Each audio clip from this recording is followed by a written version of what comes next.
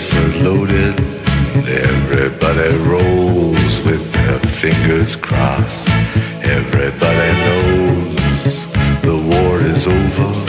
Everybody knows the good guys lost. Everybody knows the fight was fixed.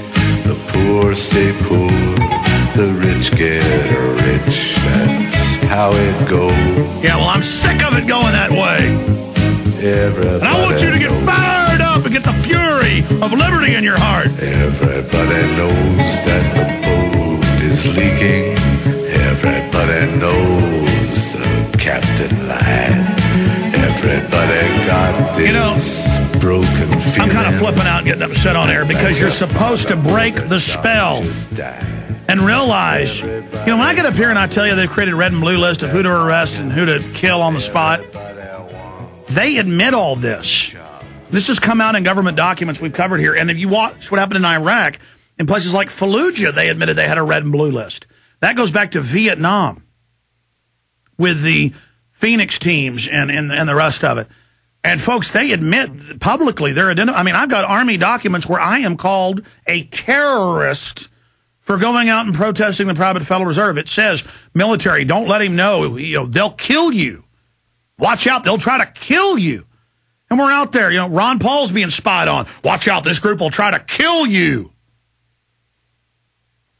They're saying we're the enemy because we're the real Americans that don't want to be taken over by offshore banks. And we don't want the pension funds to all be stolen and everything else. All right, I said I'd get to other callers. I want the pastor to be able to finish up. Pastor, Romans 13, the way the government sends you letters saying, worship the government, do what they say, then we should have followed Hitler because all governments are of God, as that pastor said on the news earlier. The founding fathers shouldn't have fought King George. Why was John the Baptist's head cut off?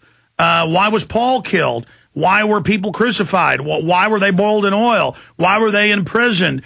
Why did Moses follow the orders? I mean, the whole Bible is about fighting evil, standing up to tyranny. Who will protect the innocent from the wicked ones? There's all those verses when the evil comes in like a flood, the Spirit of the Lord will lift up a standard against it. I mean, if that evil government that's coming against you is a government, how could you stand up against it? Because it's of the Lord. I mean, this is kind of an Eastern mysticism view, really, of you make what you believe. Look at India. Intelligent, smart people, but they believe in just magical, the secret thinking, and so everybody's literally living in feces on the side of the street, and people are starving to death everywhere. It's just magical thinking of. I saw all these comments on the preacher with hundreds of thousands of views. He's on the show tomorrow, who got beat up at the checkpoint, 75 miles over the border. He's a carpenter in his spare time. He had his tools. You always notice the real preachers actually have a day job, but. They beat him up, savaged him, split his head open for saying, you can't search my car without a warrant. This is becoming a big issue because the Constitution-free zone is 100 miles into the border. And they were under there going, Romans 13, you got what you deserve, Pastor. You should have done what they said.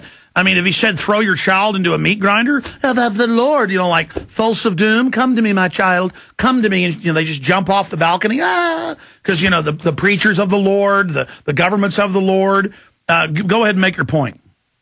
The reason I want to do this is because I want people on your show that he listen to your show to understand what the Bible really says in Romans 13, because this is the truth. And I already put this together. It was, if you are blinded by spiritual truth, you will be blinded by natural truth. In other words, if you are lied to as far as what you're being told the Bible says, then the people in the world, the natural world, they can tell you whatever they want to tell you because you're already blinded. But listen to what Romans 13, chapter 13, verses 1 through 7. This is what it says. It says, the governments are ordained of God and are to be obeyed. They are to bear the sword and execute vengeance on evildoers, and they are entitled to gather taxes from the citizens. The rights of the governments are derived from the governed. That's us. A citizen should neither cringe before government nor be subservient to it. He is a patriot who should love his country. He is not a slave to it. Only as long as God as God-given rights of religious and political liberty exist, is he compelled to render government its taxes, import duties, and the like. It's just like when Caesar's laws required the Christians to break God's law, he must resist Caesar and obey God, period. Absolutely. And you know what? I'm already on the red list. I'm a non-denominational pastor. I'm a Vietnam vet, and I have a license to carry. So, you know what?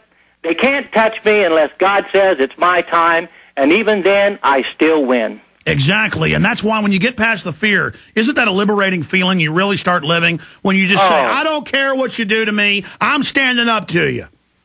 It's liberating.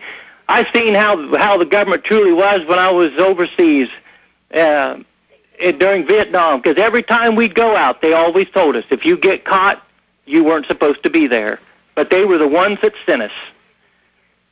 Absolutely. Well, God bless you. Listen, everybody fax us those. We'll do an article on it. Be sure and black out anything you don't want seen. 866-894-1767. 866-894-1767. Oh, boy. Okay, I said I'd take a lot of calls. We got that caller. I had him on for about 35 minutes because it was just so important.